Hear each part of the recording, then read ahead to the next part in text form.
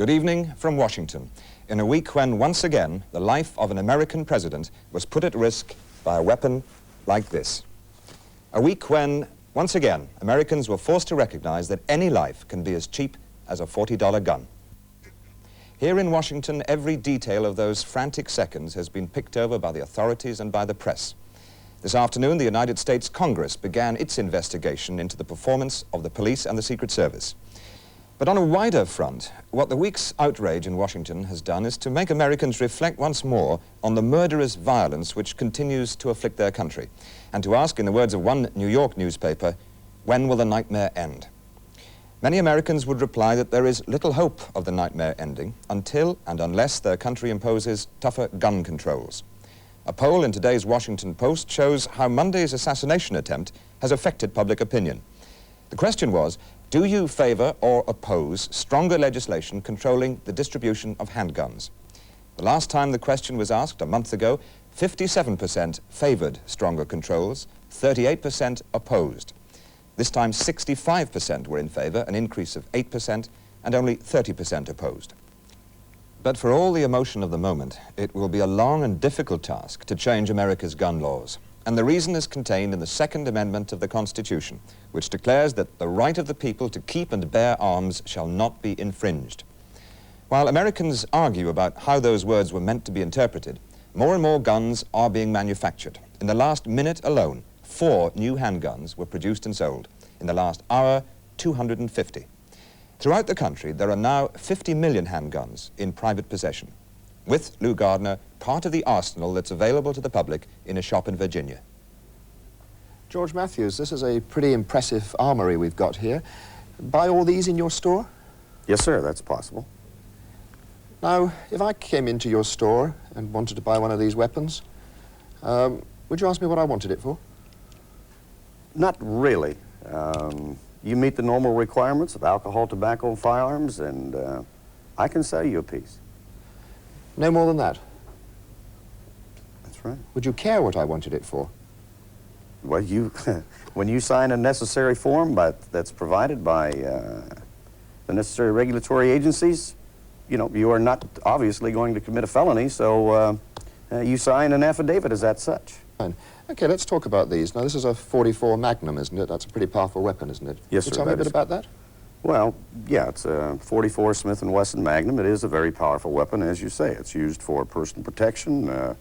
People can actually go out and target shoot with it. It is a very powerful weapon, yes, sir. You say for personal protection, but I mean, in fact, if you personally protected yourself with that, you would blow somebody away, would you not?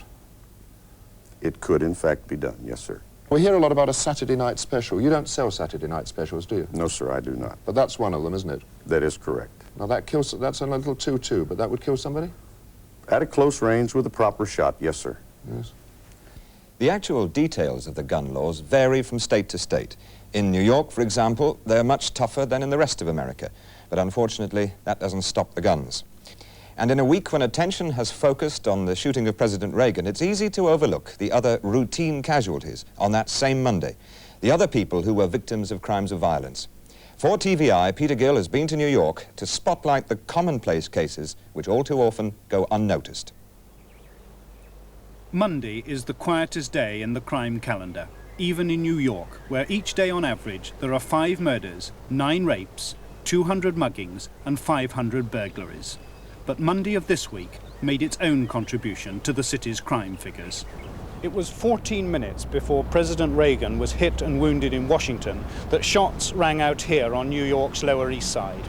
A young black called Wayne Davis turned his .32 caliber revolver on 2 women and then shot himself. Davis died in hospital a few hours later. The 2 women are still in hospital. One of them, Jackie Lane, a 20-year-old mother of 2, was hit in the base of the skull and is desperately ill. Hannah Tierney has a studio workshop in East 3rd Street. What happened last Monday? Well, I was sitting here typing and I heard a shot. And this is not a neighborhood where one reacts to a shot. Lots of shots all the time. But right thereafter, I heard the kids scream hysterically, and that sort of set me off. So I ran outside. I tried to get inside the building. I couldn't because I don't have a key to that front door. I ran back out. ran inside here, immediately called the cops on 911, and while I was calling, I heard a woman scream, "Help, help, he shot me and he shot my friend." So I said to the emergency cop, send an ambulance right away. You said that you don't actually react in this neighborhood to shots. Is that really the case? Well, I think so, because for one thing, we do have the Hells Angels next door. It's their New York headquarters, and there are shots all the time, and one tends to kind of leave it alone unless somebody really screams and is shot. Yeah, we have a lot of shot sounds in this neighborhood. There's an epidemic of violence in New York schools. The education authorities have even created a special security department which concentrates on curbing the use of guns by school children.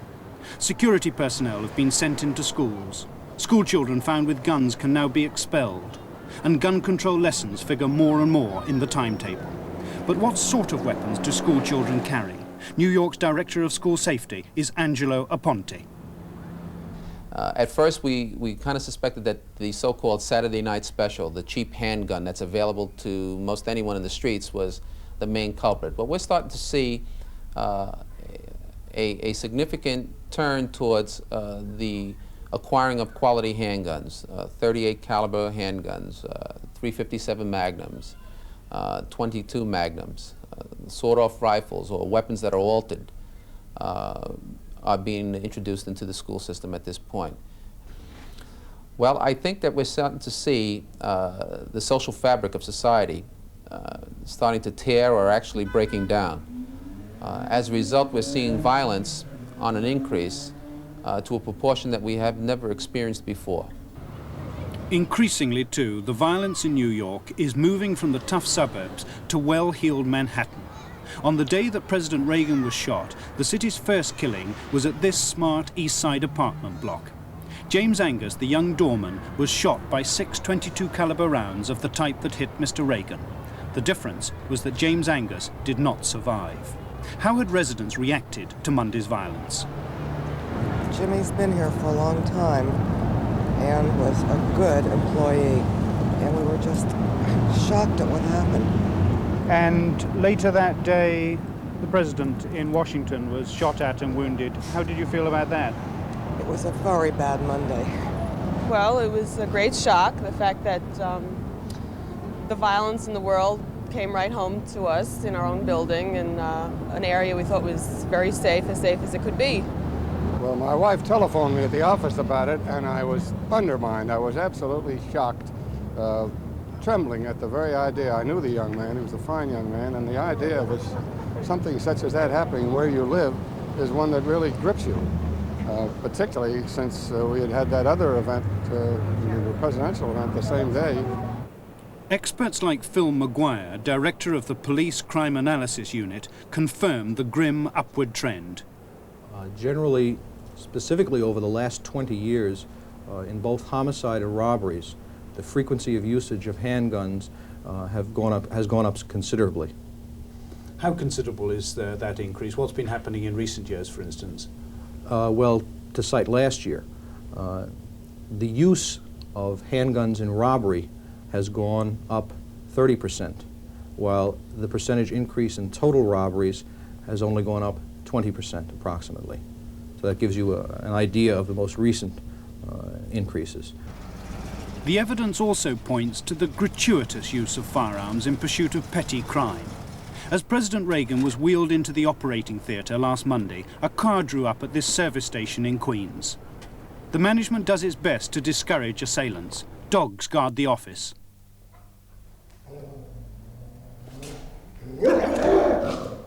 And if they fail to keep an attacker at bay, there's always the management's own shotgun to protect the day's takings. But those precautions never helped Hassan Sadikov, the duty manager on Monday. His friend Hassan Bekrov explained what happened. Monday, same day, they shot the Mr. Reagan, President Reagan, and they shot the attendant Hassan Sadikov. And were you here when they shot Mr. Sadikov? Yeah. What happened? He's full down, you know. He came inside, he got complaint, I got the bird, something hard, my stomach. I pull up the dress, I see the bullet wound. Is this a very bad area? This is very bad, very rough area. Have you had other trouble? Yeah, anytime. For this week, we got two problems. Before last week, they hold up and they broke the cases. You know, anytime they come over there to ask for the information, they put the gun behind you for hold up. Hassan Sadikov is lying critically ill at the Mary Immaculate Hospital. The staff here are no strangers to the victims of violence. The hospital executive director is Thomas Daly. Here we are very familiar with this kind of incident. We very frequently get patients brought into us with stab wounds, gunshot wounds. Sometimes they're civilian victims of crime, sometimes they're criminals who also are victims. And we get a good number of them. Provisional figures for violent crime in New York on Monday were 3 dead and at least 3 critically wounded. Less serious injuries have yet to be compiled. It was a very quiet day on the violent crime front, by American standards. Peter Gill reporting from New York. Just one perspective on a national tidal wave of violent crime across the whole United States. Last year's murder total for the country's 158 biggest cities came to more than 11,000. Indeed, there are those who interpret such figures as a form of civil war. It's been pointed out that in the 7 worst years of the Vietnam War, 40,000 American soldiers were killed. In the same 7 years, 50,000 American civilians were murdered. Today, no Americans die in Vietnam, but in their own country, 24 lose their lives through violent crime every day of the week. Well, this week, across America, police forces are piecing together the background history of the alleged would-be assassin of President Reagan, John Warnock Hinckley, Jr. Again, that search brings us right back to the central theme of gun control, the ease with which he was able to carry guns, as the American TV networks have been reporting. This in Nashville, we have Police Chief Joe Casey. Chief Casey, do you hear me? Yes, sir, I do. Chief Casey, Hinckley was arrested in Nashville some time ago at the airport in possession of 3 guns.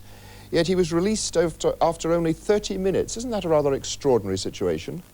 Well, sir, the way the law is that he was charged with a misdemeanor for carrying a weapon under a Metropolitan Government warrant, and he is allowed to make bond. Now, the airport police is a different agency from my agency. But isn't 3 guns rather excessive? I mean, is that just a misdemeanor in Nashville? Well, here's the thing about it. The person, he had it in a bag. My understanding now that the airport police, he was going to check his bag in at the regular counter, and he was running late, so they told him to go up to the gate and be sure he'd get on his flight. So he went up, and when he put the bag on the little x-ray machine that they check out luggage that you carry on luggage, the lady operating the x-ray machine saw a gun in there, and she motioned for the security guards. They come over and checked the bag out and did find the 3 guns. They told him they'd have to arrest him. They took him down to the police station and took him before a judge, and he was charged with, on a Metro warrant for carrying... Can I just ask you, Chief Casey, did nobody ask him what he was going to use these guns for? Well, I'm not clear on that. In the studio here, Mrs. Shields of Handgun Control and John Snyder of the Citizens Committee for the Right to Keep and Bear Arms. Mr. Snyder, why is such a committee necessary in your country? Well, we have to understand a few demographic facts about the United States. In the United States, approximately half the adult citizens own guns. 50 million handguns altogether. At least 50 million handguns, probably 200 million guns altogether, but at least half the voting public in the United States owns guns. Now, in the 1960s, there began a movement because of the misuse of guns by a very small percentage of the people in this country, to deny the right, or to deny the practical effectiveness of this right to all these adult citizens. Can I just ask you, sorry to cut across you a little bit, but can I just ask you, as a gun owner, I presume, and a member of this lobby, do you feel threatened now by the sort of anti-gun lobby? Not at all. as I said, you know, half the adult population in this country owns guns.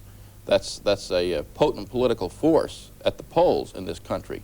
And the reason our committee was formed in the 1960s was to counteract the attempt by the minority to deprive the majority of our rights. Okay, well, that's why we exist. Thank you. Mrs. Shields, their rights, are you depriving anybody of their rights? Is that how you look at yourself? No, that is not how we look at ourselves. We're looking for responsibleness of the people. I am a victim. I can identify with Mrs. Reagan and her family. My son was murdered in San Francisco, the last victim of the zebra killers, by a handgun. I think that something needs to be done to have responsible laws. Very quickly, what kind of responsible laws?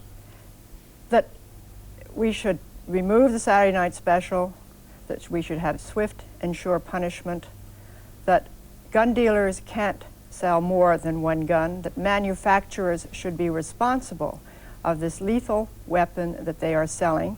There are no laws saying how many a gun dealer may sell. There is no law saying that you, if your gun is stolen, must report it. Are these not reasonable demands, Mr. Snyder, if I may say so? Not necessarily, no. Here in the district, I'm a victim of crime too. And I'm a victim of crime here in the same jurisdiction where the president was a victim. I was mugged at knife point. Now, in the District of Columbia, we have the most restrictive gun laws in the United States. But it doesn't do any good if you have nothing in Virginia. The laws stop and start at the borders. Well, I mean, by that argument, you could also say that since we have such restrictive laws on firearms in England, no public figures like Lord Mountbatten can ever be assassinated. However, we have rather fewer shootings than you do. I mean, you have 50 million handguns floating around this country, Mr. Snyder. 24 deaths a day from handguns. I mean, haven't things got out of hand? I mean, in your heart, don't you feel they've got out of hand? I think that what's gotten out of hand is the attitude of leniency towards the criminal use of guns. The thing that's out of hand is not the 50 million law-abiding citizens in this country who own guns, but the judicial system, which has become a revolving door for the criminals in this country. Well, I agree with Mr. Snyder on that, but you've got to start to remove the lethal handgun. And if you don't try to reduce this, then what's the point? We'll all be an armed society. You know, it is harder to get a prescription in the drugstore than it is to go out and buy a gun in this country. Okay, Chief Casey, you've been listening to that. Are you in favor of gun control? Well, sir, if we could assure the American people that we would take the guns away from the criminal, yes, sir, I would be, but I'm afraid we can't assure them. Chief Casey, thank you very much. Good night to you in Nashville. And Mr. Snyder, thank you for coming into our studio, and you too, Mrs. Shields. Well, whatever the political prospects for tighter gun control, we can report tonight that the medical prospects for President Reagan and the 3 others who were wounded with him, especially Press Secretary James Brady, who was the most severely injured, continue to improve. For that, at least, America and the rest of us, at the end of a shattering week, can be thankful. From TVI in America, good night.